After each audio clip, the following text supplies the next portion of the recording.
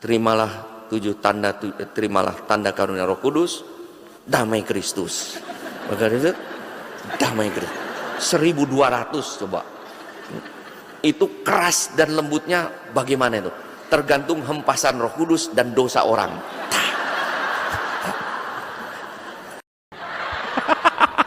Yang sering jadi pembantu ya Maya. Romoyus mati lagi mimpin misa. Yang artinya apa? Shalom. Selamat pagi saudara-saudari. Apa kabar? Baik. Luar biasa. Sehat. Kuat. Tobat. Itu tema kita kan tobat ya. Tema kita tobat, berkat dan martabat. Apa itu tobat ya? Karena kita mengalami sesuatu. Yesus membuat perumpamaan tentang dua anak. Mungkin terjadi di sini. Coba saja lihat yang hadir. Mungkin ada beberapa dari saudara-saudari yang WA untuk acara ini. Nanti ada acara penutupan. Siap, saya datang. Tapi tidak datang loh. Nah itu perumpamaan Yesus kan. Ada yang aduh saya nggak bisa. Ternyata datang. Nah itu persis perumpamaan Yesus tentang yang menjawab ya tetapi tidak datang, tidak mengerjakan. Yang menjawab tidak mau tetapi kemudian menyesal, datang. Kadang-kadang kita itu tidak nyambung antara perkataan dengan perbuatan, antara ibadah kita dengan perbuatan nyata. Rajin ke gereja, rajin mendengarkan sabda, rajin berdoa, tetapi apakah juga rajin berbuat kasih? Kadang-kadang ada yang disebut dengan mentalitas tomat. Pergi ke gereja bertobat, pulang ke rumah kumat. Contoh, biasa, dalam keluarga kadang-kadang ada hal-hal kecil yang membuat tidak enak. Suatu keluarga akan pergi ke gereja, berkata, ayo mari kita ke gereja. Ya. Suaminya dibangunkan, lama, ya nanti. Cepat, nanti terlambat. Iya sebentar. Begitu suaminya bangun, istrinya di kamar mandi. Lama lagi. Ayo cepat, kita kan mau ke gereja. Mau ke gereja tapi debat dulu. Rame dulu. Bisa jadi. Di mobil pun rame, saling menyalahkan. Padahal mau ke gereja. Sampai di depan gereja pun mungkin masih rame. Keluar dari parkir masih ribut, saling menyalahkan. Tuh, gara-gara kamu jadi kita duduk di belakang. Tuh, gara-gara kamu jadi duduk di bawah. Rame. Akhirnya suaminya bilang, udah kita kan mau ke gereja, kita berhenti dulu. Nanti pulang kita teruskan. Itu yang disebut dengan tobat, tapi kumat. Ya, pergi ke gereja bertobat, pulang ke rumah kumat. Mentalitas tomat. Itu pertobatan di permukaan. Justru pertobatan itu mengatakan sekali saya berkata ya, sekali tidak berkata tidak. Tobat. Saya lanjutkan cerita yang tadi. Akhirnya pulang, suaminya diam, istrinya diam. Mungkin karena sabda Tuhan ya, luar biasa.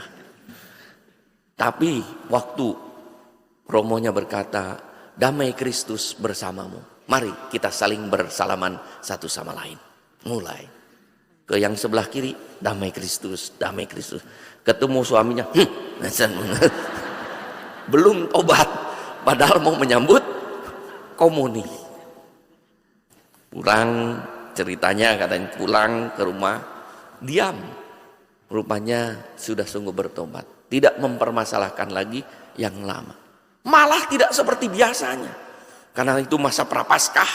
Kebetulan ini Advent, itu masa prapaskah. Mendengarkan Yesus memanggul salib, Yesus berkorban. Jadi semua menahan diri, diam. Bahkan yang luar biasa, tidak seperti biasanya. Suaminya begitu sampai rumah, mobil belum mati, turun membukakan pintu istrinya. Luar biasa. Istrinya terharu. Mungkin ini suami saya bertobat. Lalu akhirnya dimatikan dan istrinya keluar. Bukan hanya itu, dipanggul. Itu tanda pertobatan para suami ya. Ini tanda pertobatan sejati. Bukan hanya diomong tanpa kata, dipanggul kali itu seumur hidup. Masuk ke rumah dengan susah payah memanggul karena berbeda dari dulu berat badannya. Sudah sejahtera berkat suami ya. Lalu istrinya berkata, maafkan mama ya. Ternyata papa luar biasa hari ini. Terima kasih. Kata suami bilang, bukan begitu. Kan Romo tadi bilang, hendaklah engkau memanggul salibmu. Marah, jatuhkan. Lalu kapan tobatnya? Ya, ini yang disebut pertobatan itu hanya di bibir, ya, tidak masuk rame lagi. Maka itulah yang menyebabkan kenapa ke gereja berdoa aktif di komunitas, ya, persekutuan, tapi tidak berubah karena tidak masuk ke dalam, hanya di permukaan. Firman Tuhan bukan untuk mengubah hidup, tapi untuk menyerang dan menyakiti sesama yang terjadi. Dan itulah yang juga mungkin terjadi di dalam hidup kita. Padahal bertobat mengubah hidup untuk seterusnya. Tobat artinya saya mengalami sesuatu, maka saya membutuhkan pertobatan itu. Jadi nyambung antara perkataan dan perbuatan. Jangan sampai orang itu berkata, waduh ya, aktif di gereja, ternyata di luar kita tahu kehidupannya tidak terpuji. Pernah pada tahun 2015 saya Natalan bersama di suatu kabupaten. Kebetulan tahun 2005 di kabupaten itu banyak orang kan Natalan bersama Kristen dan Katolik. Kebetulan banyak orang Kristen ataupun Katolik yang praktek rentenir 10% setiap bulan, ya 10%, setahun 120%. Kan tidak sesuai dengan ajaran Katolik, tapi itu dipraktekkan sampai bupatinya tuh prihatin. Ya. Lalu anak-anak muda di daerah itu diindikasi oleh bupati itu suka mabok-mabokan. Malu juga, bupati berkata kepada saya, Pak Uskup tolonglah umat Kristen ini, kan bilang nggak tahu menyamakan ya, umat Kristen ini tolonglah jangan praktek 10% dan menyusahkan rakyat. Tolong yang muda jangan mabok-mabokan. Coba serasa ditegur. Bagaimana kita umat Katolik ternyata di masyarakat sudah sedikit, tetapi ternyata juga berbuat seperti itu. Maka pada waktu Natal saya di mimbar ini berkhotbah, karena Natal campuran gitu ya, gabungan ekumene. Waktu saya selesai, saya duduk di situ, saya duduknya. Saya duduk di situ, Romo Paroki datang, Bapak Uskup, Pak Bupati sudah datang. Saya bilang, Tanti, habis ini kita turun ke aula. Aulanya kebetulan di bawah ya. Kita ke bawah. Tidak, Bapak Bupati ingin masuk. Waduh, saya bilang, boleh. Akhirnya saya berdiri, saya sambut Bupati dia. Masuk ke dalam, duduk di situ dengan saya. Tidak lama kemudian Bupati selesai nyanyi, dia bilang, boleh saya pinjam mimbar Bapak Uskup? Oh boleh, duduk di sini dia. Ya berdiri, hebat tuh Bupati, khotbah. Dan khotbahnya, kata-katanya saya masih ingat sekarang. Dia bilang, saya bahagia sebagai bupati. Lihat umat Kristiani yang memuji Tuhan. Haleluya, haleluya, haleluya. Hati saya tenang. Tapi kenapa ya? Ketika mulutnya berkata haleluya, haleluya. Pikirannya 10%, 10%. Hatinya memuji Tuhan. Pikirannya bagaimana rentenir memeras orang 10%. Diulangi 2 kali. Haleluya, haleluya. 10%. Itulah yang disebut dengan Kalau kita Paskah bernyanyi haleluya, haleluya, bahagia tidak? Ada sukacita tidak? Tadi saya tanya, ibu bapak, luar baik, baik, baik betul tidak? Sukacita, sukacita betul tidak? Jangan sampai kita bernyanyi haleluya, haleluya, pulang halelupa, halelupa, semua lupa. Itulah yang menyebabkan kita tidak berubah dalam hidup ini. Maka pertobatan itu adalah sekali berubah bertambah. Dan pertobatan itu membawa berkat. Berkat untuk diri sendiri maupun berkat untuk sesama. Karena apa? Kita menyadari martabat sebagai anak Tuhan. Yang disebut dengan membawa berkat. Terjadi perubahan, membawa sukacita. Maka anak-anak Tuhan yang percaya, yang bertobat, makin kita bertobat, bukan berarti kita bebas dari kesusahan, bebas dari kesulitan. Tidak. Kadang ada halangan. Bukan berarti kita makin dekat dengan Tuhan. Bukan berarti kita makin banyak ekaristi, sakramen rekonsiliasi, ikut persekutuan. Bukan berarti kita bebas dari berbagai kesulitan. Tapi Tuhan makin yakin, Tuhan meneguhkan kita dan ada di samping kita. Hingga kita mengalami bahwa saya mampu untuk mengatasinya. Itulah yang disebut dengan pertobatan membawa. Pernah seorang juga bercerita, ini satu cerita.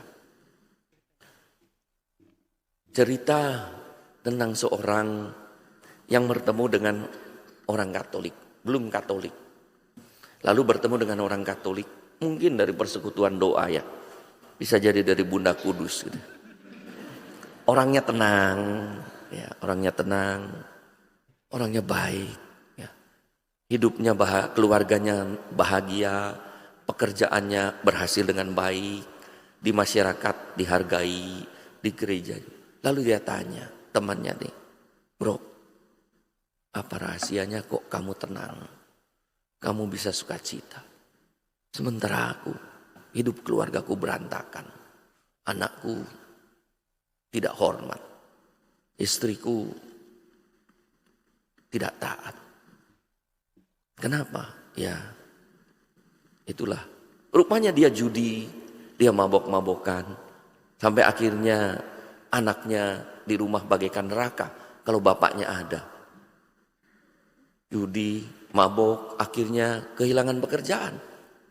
Hidup tambah berantakan. Kalau dia pergi, anaknya berkata, bernyanyi, sorak-sorak bergembira, sudah bebas keluarga kita. Jadi senang kalau bapaknya pergi. Maka dia ingin, saya ingin seperti kamu. Dia bilang, kamu harus bertobat. Ya, tobat bagaimana? Percaya sama Tuhan. Ya, saya percaya sama Tuhan. Tidak, bukan hanya percaya. Kamu harus menyerahkan diri pada Tuhan.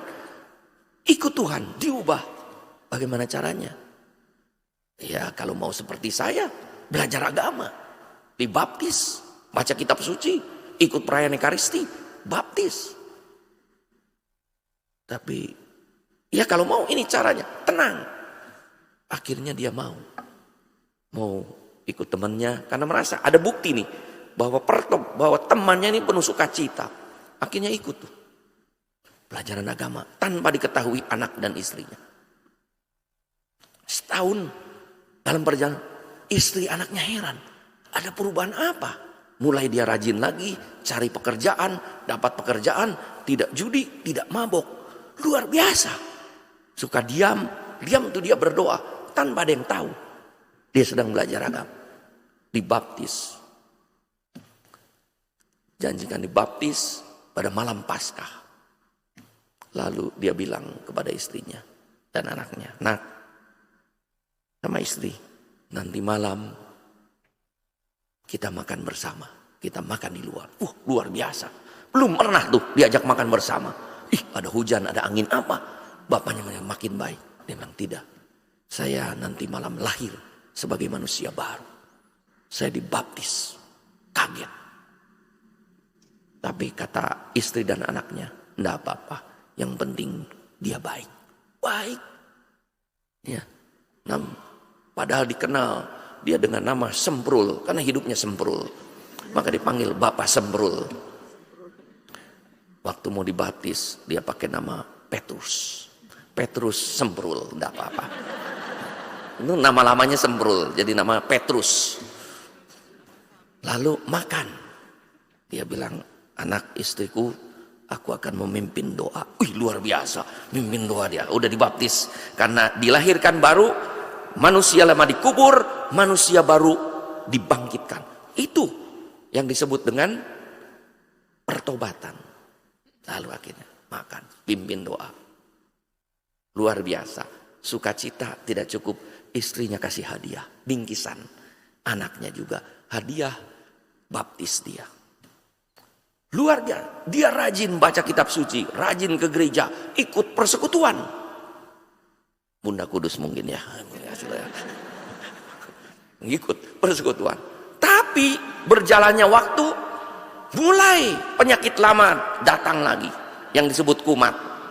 Mulai malas ke gereja, malas baca kitab suci, mulai absen di persekutuan, hilang. Akhirnya apa? Mulai mabok lagi, mulai judi lagi, dipecat, hancur lagi. Padahal pada waktu setelah makan malam itu, besok paginya dia membuat kuburan di depan, di belakang rumah, ditulisi Semprul telah mati. Karena namanya sekarang Petrus. Dan bilang, kalau ada yang tanya, nama bapak diganti Petrus, bukan Semprul. Semprul, RIP, requiescat in pace, pentrul, tanggal pembaptisan, manusia lama dikubur. Luar biasa kan? Tapi kumat lagi. Pada suatu hari dia sedih, kenapa kok hidup saya seperti ini ya? Kok balik lagi pada saya sudah dibaptis? Dia pergi ke belakang rumah, ingin melihat kuburannya. Kuburannya dia kaget waktu lihat, kaget. Diganti sama anak-anak. Anaknya ditulis, Semprul bangkit kembali. Saudara-saudari yang terkasih, taubat kalau tidak diikuti dengan kebiasaan-kebiasaan, dengan ketekunan, bangkit kembali. Orang bisa kumat kembali. Maka kenapa orang harus tekun di dalam doa? Tapi sekali lagi, bukan berarti dengan ketekunan dalam doa orang bebas. Coba saja. Ini yang merah-merah ini apa? Pengurus ya? Gur. Oh, yang merah hijau ini pengurus ya? Nah, merah hijau. Gur. Ini pengurus. Makin jadi pengurus, suka digoda setan? Suka. Bapak Ibu suka digoda setan? Sering? Atau jarang? Atau saling menggoda? Pernah mengagetkan pada suatu hari, sudah lama, mungkin sekitar 25 tahun yang lalu, ketika saya imam memberi rekoleksi DPP di masa Prapaskah tentang godaan-godaan. Saya mengatakan, iblis itu menggoda kita luar biasa. Lihat Yesus, godaannya ada 3. Godaan iblis itu yang paling relevan dengan kita. Apa yang kita butuhkan itu yang, kalau lapar godaannya makanan, kalau tidak punya uang godaannya korupsi, kalau tidak punya teman hidup kesetiaan godaannya penyelewengan, kalau kesepian godaannya hiburan palsu. Godaan iblis itu selalu relevan. Iblis itu tahu persis si A digoda apa, si B digoda apa, si C digoda apa. Iblis itu pintarnya. Pada suatu hari yang saya ceritakan, saya tanya, Bapak Ibu suka digoda? Suka, sering. Coba. Lalu saya tanya, ada yang tidak pernah digoda? Di sini ada yang tidak pernah digoda iblis? Enggak ada. Di rekoleksi itu ada seorang bapak yang tidak pernah digoda iblis. Siapa yang tidak pernah digoda iblis? Tunjuk jari. Luar biasa. Semua orang memandang bapak itu. Dia lihat. Saya bilang, inilah contoh sahabat dan kerabat iblis yang tidak perlu digoda oleh iblis.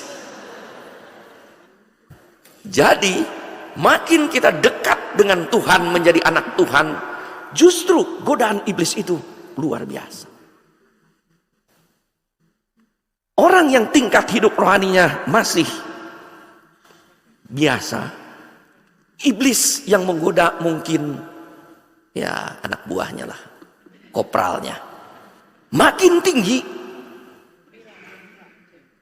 kapten. Ya, ini persekutuan doa ini yang digoda ini oleh mayor. Iblis yang goda Romo Eko sudah kolonel. Jadi makin tinggi pangkatnya. Yang goda iblis saya siapa? Lebih tinggi lagi, jenderal. Paus digoda iblis. Maka setiap hari yang didoakan di dalam perayaan siapa? Untuk Paus kami Leo ke-14. Kenapa? Tiap hari didoakan. Godaannya makin banyak untuk menjatuhkan Paus. Iblis begitu kuat. Maka Yesus digoda oleh siapa? Beelzebul, rajanya iblis. Ya. Coba, setelah Paus yang didoakan tiap hari siapa? Uskup. Coba, saya didoakan tiap hari oleh umat di Keuskupan Bandung. Yang di sini mendoakan tiap hari Romo siapa? Uskup? Oh, tahu nama uskupnya? Oh iya, bagus. Uskup Agustinus ya. Coba bayangkan, uskup saja didoakan tiap hari begitu, apalagi tidak didoakan ya. Jadi terus didoakan karena godaan begitu besar, luar biasa. Jadi makin tinggi. Maka saudara-saudari, kalau saudara-saudari mengalami, kenapa ya saya makin rajin kok, selalu aja ada godaan jengkel, ada godaan marah, itulah godaan iblis. Iblis muncul dalam rupa-rupa yang sangat baik. Saudara-saudari yang terkasih, Yesus memberi perumpamaan dua anak yang berkata tidak, tetapi ya, dan yang berkata ya, tetapi tidak. Maka Yesus berkata tentang mengingatkan kita akan martabat kita sebagai anak-anak. Jika ya, katakan ya. Jika tidak, katakanlah tidak. Ya. Maka di dalam Matius 5:37 Yesus berkata, hendaklah kamu katakan ya jika tidak, jika ya, dan hendaklah kamu katakan tidak jika tidak. Kalau iblis, kompromi itu iblis. Kan ditanya, ya, ya atau iya, ya iya. Ibu kenapa terlambat? Ya, ditanya kenapa terlambat? Oh, tadi macet. Ibu dari mana? Dari paroki. Ibu dari bapak dari mana? Dari tempat kerja. Ya, ya, tidak. Tapi kalau ditanya, Pak dari mana? Kok pulang malam? Oh macet. Bukan ditanya macet dari mana, gitu ya. Nah itu yang disebut. Kalau udah bilang, nah udah itu iblis mulai masuk tuh ya. Ya ditanya. Ya, ibu kenapa kemarin absen? Udah itu ya. Kalau udah, nah itu iblis mulai masuk tuh. Mau jawab apa? Gitu ya. Nah makanya semua, iya, tidak. Ya, dari mana? Dari paroki. Dari mana? Ketemu teman lalu kita minum kopi. Gitu. Tapi udah dari mana? Kok malam sekali? Ya tadi macet. Bukan macet, dari mana? Ya tadi banyak sekali. Nggak percaya coba. Nah itu mulai ya mulai mengenai itu iblis di sana. Kalau ditanya ya gitu ya. Ya. Ibu sehat? Nah sehat. Jawabannya nah itu ya. Ya, maka Yesus mengingatkan kita ya. Maka untuk kita, kenapa kita perlu bertobat? Kata Yesus, martabat kamu ya. Martabat kamu. Kenapa harus bertobat? Dari tobat menjadi berkat, membawa kasih, karena adalah seperti kata Yesus, kasihilah sesamamu manusia, bencilah musuhmu. Tetapi aku berkata kepadamu, kasihilah musuhmu dan berdoalah bagi mereka yang menganiaya kamu, karena dengan demikian kamu anak Bapamu di surga, yang menerbitkan matahari bagi orang jahat dan bagi orang baik. Maka hakikat dan martabat kita diingatkan, siapakah kita itu? Anak-anak Allah, murid-murid Tuhan yang harus murah hati seperti Bapa di surga, yang menerbitkan matahari bagi orang saleh maupun orang bersalah, yang memberikan hujan bagi orang yang bertobat maupun tidak. Tuhan luar biasa. Bayangkan kalau Tuhan memberikan panas hanya pada orang saleh dan tidak pada orang yang pada orang jahat, tidak. Tapi semua diberi oleh Tuhan.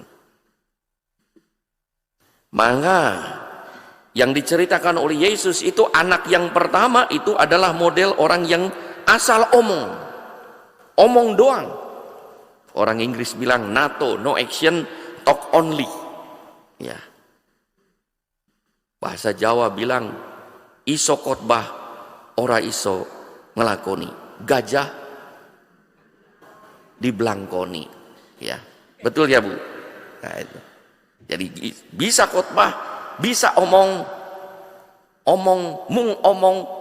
tok, gitu ya. Kalau bahasa orang Jawa tuh hanya omong, ya, hanya omong. Cepat bicara, cepat usul, lambat bekerja.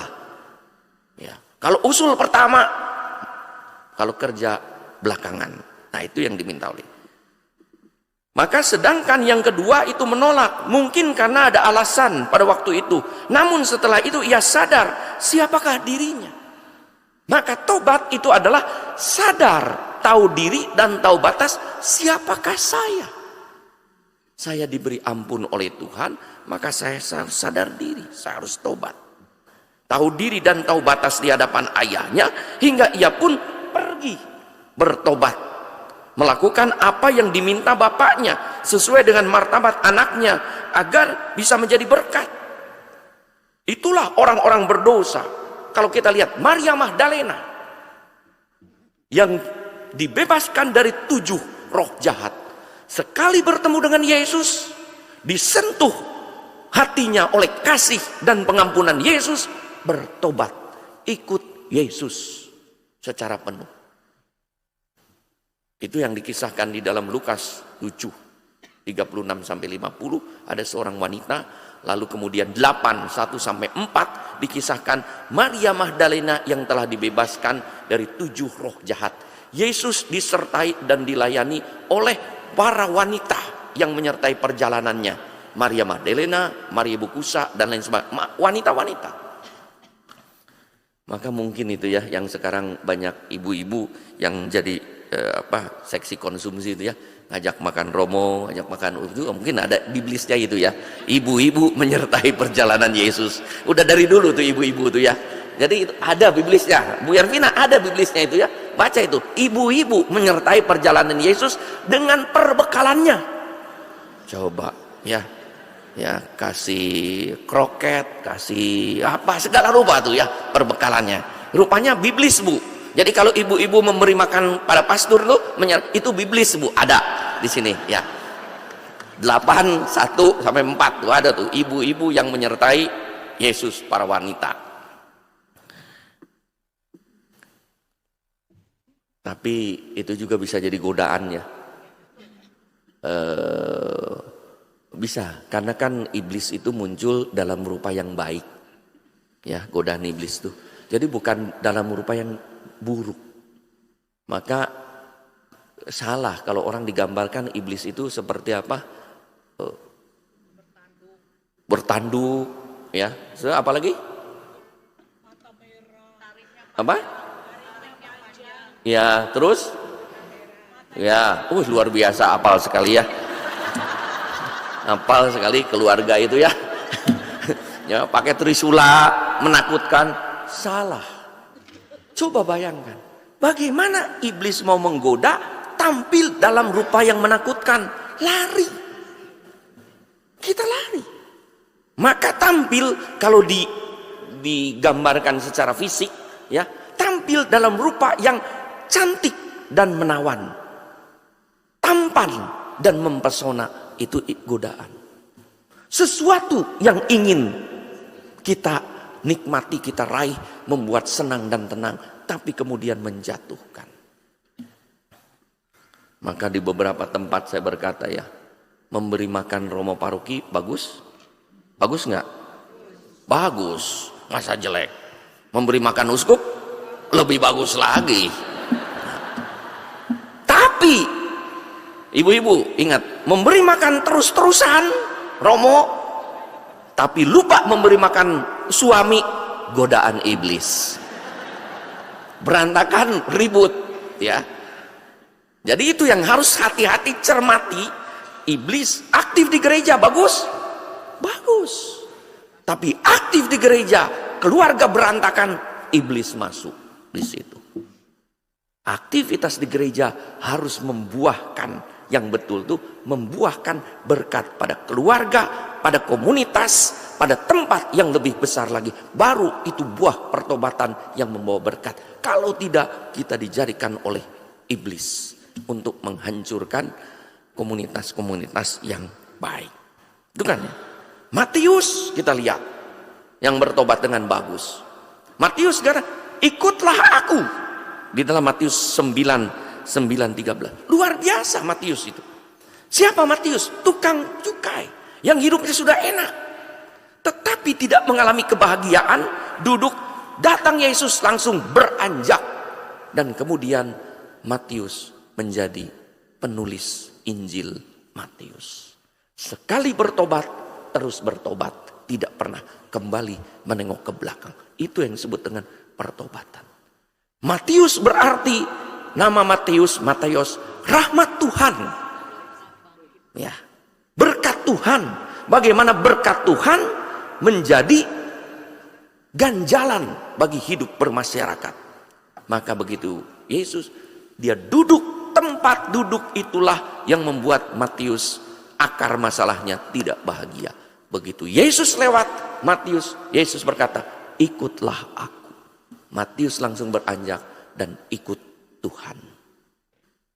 Disitulah pertobatan adalah bagaimana kita meninggalkan akar persoalan yang menjadi masalah kita, yang membuat kita tidak bahagia, mungkin tanda petik membuat senang menjadi tanda petik mata pencaharian kita seperti Matius penghidupan, tetapi tidak membuat hidup tenang dan senang secara penuh.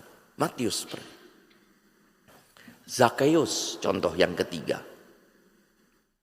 Kepala pemungut cukai Zakheus yang diceritakan di dalam Lukas 19:1-10. Zakheus itu namanya, Zakheus ini kan dilahirkan di tanah suci ya.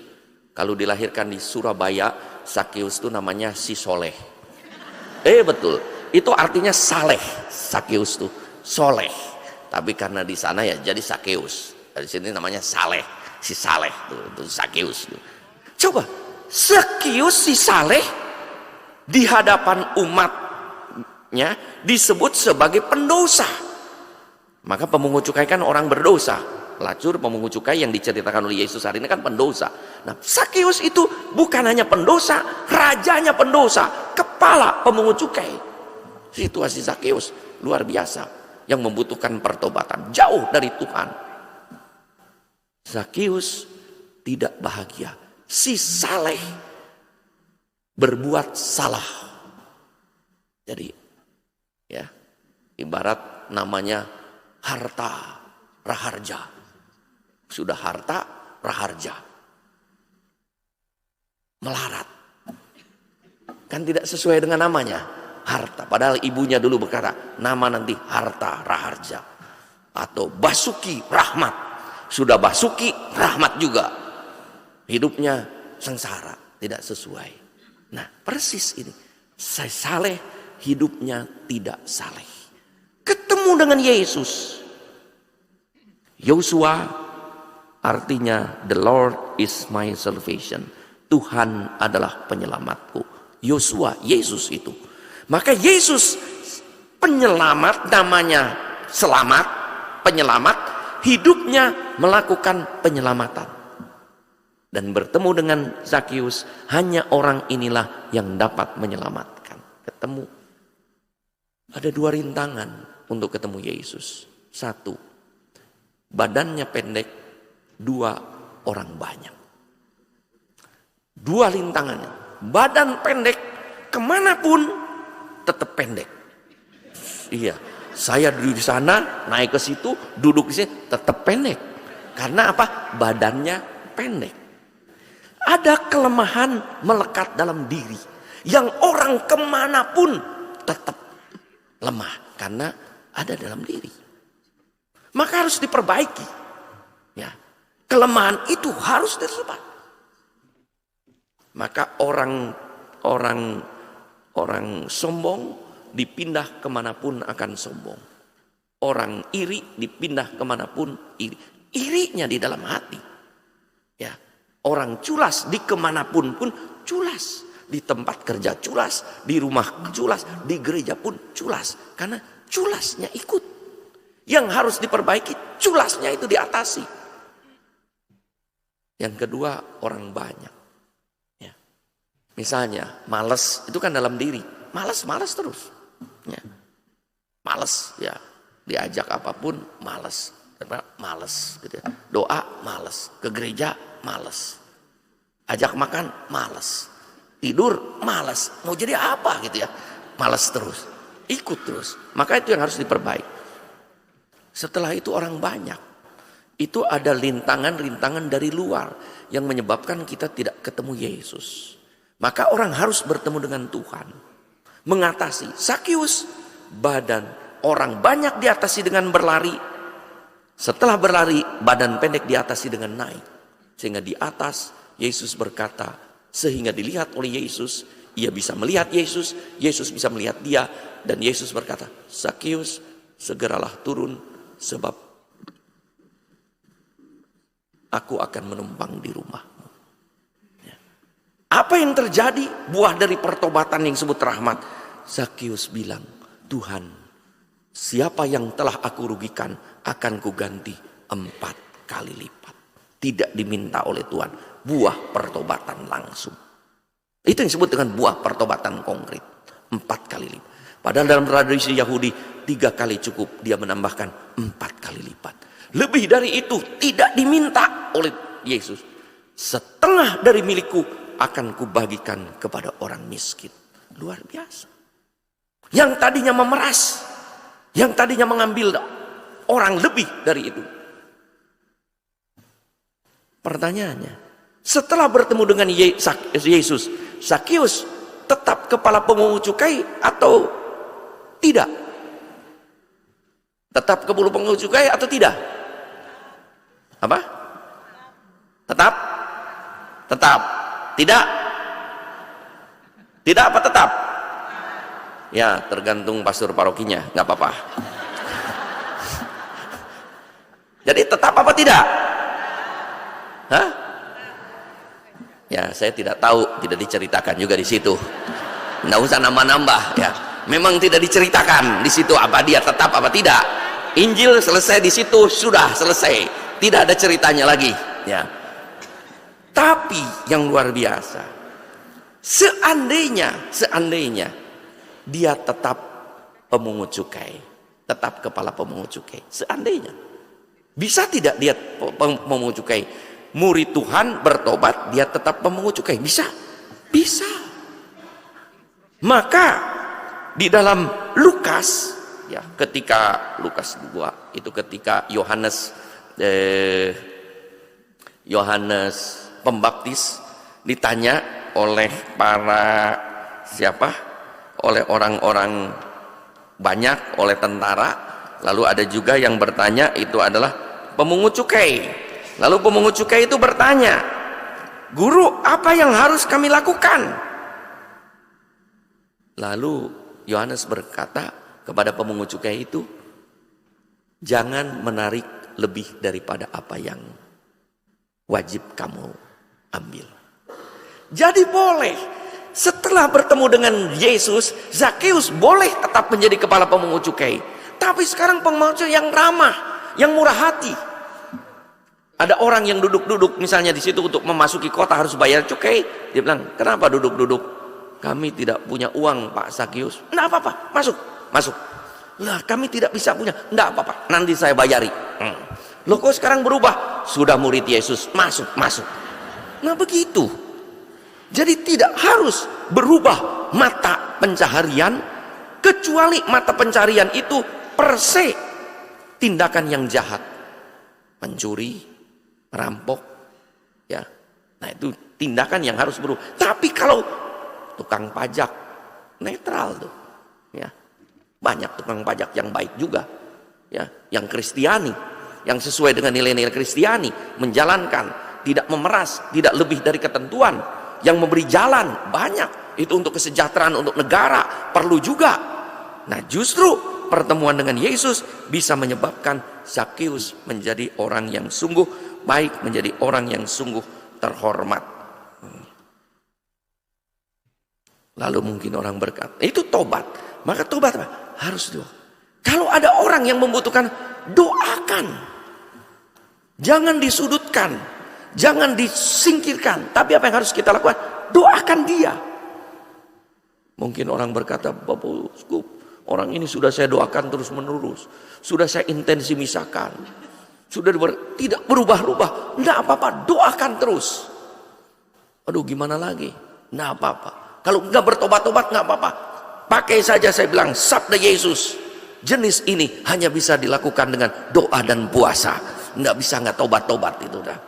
Ya, ada orang-orang yang susah ya, diapakan tuh susah, dibina susah, diinikan susah, diajak ngomong susah, ya sudah, yang akhirnya harus didoakan, ya, didoakan supaya bisa. Maka dosa yang menyebabkan, kenapa kita harus berdoa? Dosa itu membuat kita menderita lahir dan batin. Dosa melawan kasih Allah. Dosa tidak terasa. Pernah anak-anak tuh tanya kepada saya, Romo dulu, dosa itu apa? Ya dosa melawan kasih Allah. Oh gitu? Iya. Jadi dosa itu sebenarnya, iya itu, saya bilang. Akhirnya saya bilang, ya maaf ya, saya bilang ke anak-anak kan yang nanya. Gini, saya bilang, kamu dijelaskan yang tadi tidak ngerti-ngerti. Udah gini aja kamu, dosa itu. Dosa itu, kamu kalau merasa dosa itu seperti, maaf ya, seperti kentut. Ya, dosa, melendos ora kroso. Nah dosa. Orang yang mengalaminya tidak merasa. Ya, coba saja bayangkan. Kalau ada di sini yang meledos ora kroso itu, yang kerasa siapa? Sekitarnya. Ya, siapa sih? Dosa. Banyak orang mengalami tindakan itu tidak apa-apa, tapi sekitarnya merasa akibatnya. Nah itu dosa. Dosa sosial yang menyebabkan ada ketidaknyamanan di sekitarnya. Itulah dosa. Melawan kasih Allah yang menyebabkan di sekitar kita tidak mengalami kenyamanan. Saya merasa terganggu, ada baunya. Nah itu adalah akibat dari dosa yang membuat kita.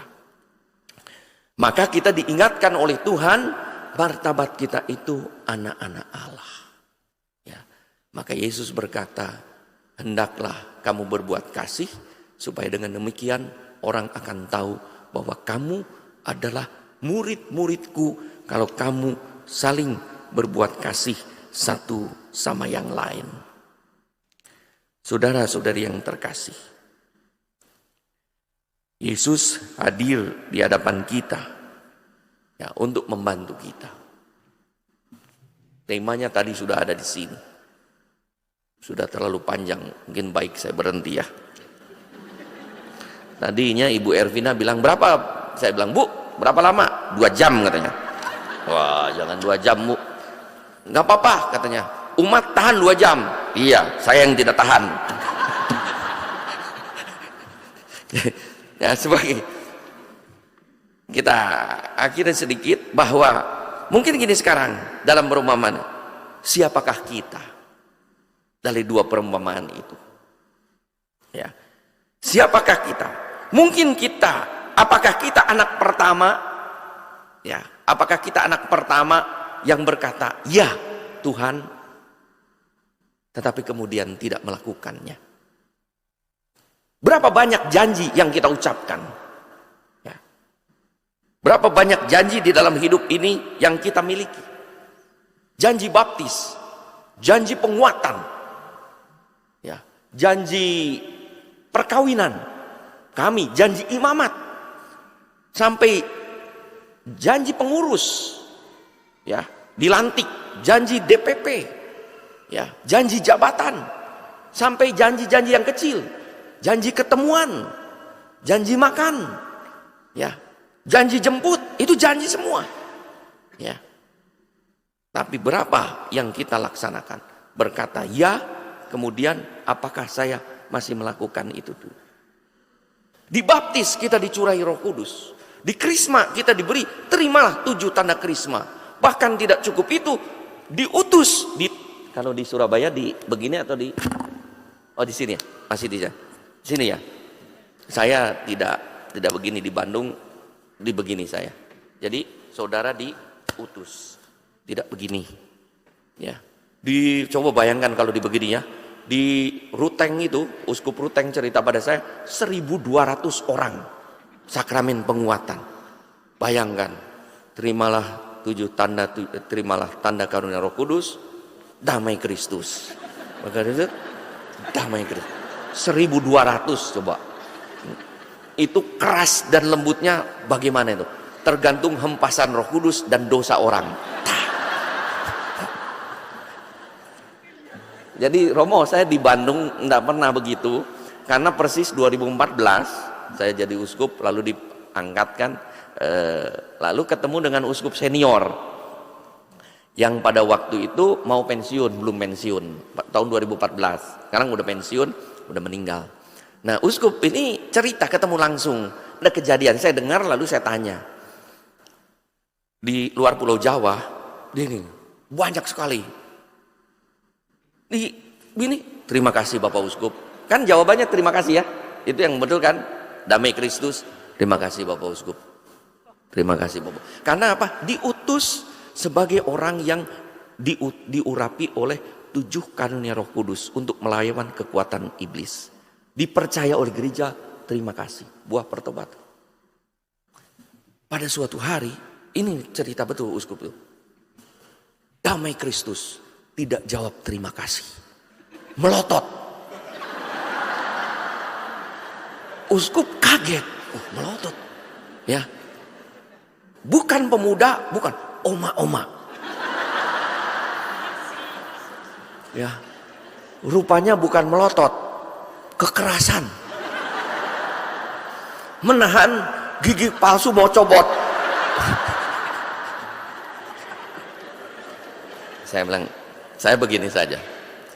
Iya betul, di paroki lain, di keuskupan lain, ini yang di Jawa juga ada cerita dari seorang Romo yang di gini ya, terimalah 7 tanda karunia Roh Kudus, damai Kristus, merdeka.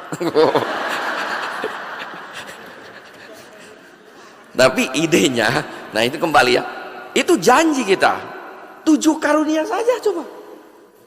Kalau kita bertobat, 7 karunia itu luar biasa. Dari 7 karunia itu, roh kebijaksanaan membuat kita bijaksana, itu betul. Roh ibadat membuat kita rajin berdoa. Tapi kalau tidak, roh 7 karunia itu tidak. Roh nasihat menasihati kita untuk jujur. Misalnya, orang yang tadinya tidak jujur dalam pekerjaan, korupsi waktu, korupsi fasilitas tempat kerja, begitu dapat sakramen penguatan, ada 7, ada roh nasihat. Jangan, kamu harus jujur, jujur ya. Anak sekolah, ada beberapa ya anak sekolah, ya, dinasihati, jangan nyontek. Nah nyontek, anak nasihat. Anak-anak Katolik nggak pernah nyontek ya, nggak ada ya, nggak ada, betul, nggak ada. Anak-anak Katolik itu tidak ada. Apa? Orang tua ini ada anak-anak ini. Anak-anak ya. Jadi anak-anak ibu dulu pernah anak-anak? Nggak pernah menyontek kan? Nah, Katolik tuh, ya. Nah ini, ya kan nggak pernah. Itu kan saya bilang, anak-anak Katolik nggak pernah nyontek ya bu, nggak pernah, kecuali kepepet, nggak pernah. Nah, udah. Karena apa? Roh nasihat, ya, roh nasihat, nasihati, jangan, gitu ya, jangan, gitu. Karena jangan, gitu. Nah, jadi begitu. Jadi harus berani berkata tidak. Orang pulang kerja, ayo pulang, belum waktunya. Biasa aja lu pulang, enggak, belum waktunya. Belagu lu, ada roh nasihat nih, itu. Nah, itu yang disebut dengan manfaat dari pertobatan. Roh berkarya. Kalau tidak, roh tidak berkarya dengan baik. Ya, orang tidak bekerja. Maka pertanyaan, mau yang pertama itu tidak? Ataukah yang kedua kita itu yang berkata tidak mau, tetapi kemudian melaksanakan. Kata Yesus, itulah, lihat, orang pemungut cukai, pelacur, orang berdosa, mendengar ajaran Yohanes, mendengar bertobat. Tapi para imam, ahli Taurat, orang Farisi mendengar tidak bertobat. Pada mereka yang menjawab, ya, seakan-akan saleh melaksanakan Tuhan, tapi tidak menjalankan. Maka siapakah kita di antara mereka? Anak pertama atau anak kedua? Mau jadi anak pertama atau anak kedua? Anak kedua. Yesus sebetulnya mengatakan, jadilah anak ketiga. Tetapi tidak diceritakan di situ. Yaitu anak yang berkata ya dan melaksanakan. Bukan yang tidak lalu melaksanakan, bukan yang ya tetapi tidak melaksanakan. Yesus meminta kita sebagai pertobatan yang membawa berkat, martabat Tuhan, selalu berkata ya dan melaksanakan. Itulah yang diceritakan bacaan pertama, sisa-sisa Israel, sisa-sisa umat Allah yang dari lahir selalu berkata ya dan terus ya pada Tuhan dalam situasi dan kondisi apapun. Untuk itulah kita harus ada berapa? 5 mit kepada Yesus, bahasa Inggris. Yang pertama untuk pertobatan, admit, mengakui Tuhan saya adalah Allah Yesus, Tuhan Yesus. Mengakui, admit. Ya. Ini yang ia pulang. Mau ke toilet. Mau ke toilet. Ini yang mau ke toilet ya. Nanti balik lagi, nanti ke toilet ya. Ini anak ketiga, Oh, anak keempat ya. Yang nggak diceritakan Yesus, pergi ke toilet, pulang lagi. Nah, ini anak keempat ini ya. Apa tadi? Ya, 1. Meet. Saya disuruh jam 12 katanya kita akan selesai misa. 1, ya tadi admit, mengakui Tuhan. Yang pertama itu. Jadi admit. Setelah mengakui Tuhan, masuk dalam kehidupan Tuhan, mengakui. Lalu yang kedua, itu adalah submit, menyerahkan. Saya tidak cukup mengakui Tuhan saya itu Yesus, tetapi saya menyerahkan diri. Masuk. Bukan saya ingin masuk, permit. Lalu permit, membiarkan diri Tuhan berkarya dalam diri. Itu pertobatan. Itu yang membuat jalan. Tadi kami naik lift tuh di mana? Pastoran tuh di bawah. Masuk semua. Kan tahu, lift mengakui akses ke atas. Masuk itu ibarat admit, submit ya, admit, submit. Setelah itu kita diem, kok lama ya? Nggak sampai-sampai, belum dipencet ruangannya ini. Nah, pencet ini harus nih supaya jalan. Permit, membiarkan Tuhan pencet supaya jalan. Kalau tidak jalan, ya. Jadi admit, ya, mengakui, submit, menyerahkan diri, permit, membiarkan Tuhan mengubah hidup kita, ya, membuat hidup kita. Lalu ada transmit, ya, membiarkan Tuhan berperan dalam hidup kita, transmit, mengubah hidup kita sesuai dengan kehendak Tuhan, sabda Tuhan. Admit, submit, permit, transmit. Yang berikutnya 5, commit. Buahnya apa dari pertobatan? Pertobatan itu bukan untuk diri sendiri. Pertobatan untuk kemuliaan Tuhan, untuk untuk berkat bagi banyak orang, dan keselamatan. Maka itu yang harus dilakukan dengan pertobatan. Admit, apa tadi? Meet, submit, permit, transmit, commit. Kalau ini tidak dilaksanakan, di gereja kita hanya komat kamit bagaikan dedemit. Ya. Maka mari kita mohon rahmat Tuhan supaya kita kembali pada masa Advent ini menyadari martabat Tuhan. Tuhan datang untuk menebus kita. Tuhan selalu memberi kesempatan kepada kita untuk bertobat. Paus Fransiskus berkata, jangan pernah lelah untuk meminta ampun pada Tuhan. Tuhan tidak pernah lelah, seringkali kita yang merasa lelah. Minta ampun belas kasih Tuhan, mengalami belas kasih Tuhan, supaya kita menyadari martabat Tuhan. Hingga kita bertobat dan menjadi berkat. Hingga melalui perkataan, perbuatan, karya, keluarga, pelayanan kita. Nama Tuhan dimuliakan, banyak orang mengalami berkat, dan kita pun mengalami sukacita. Amin.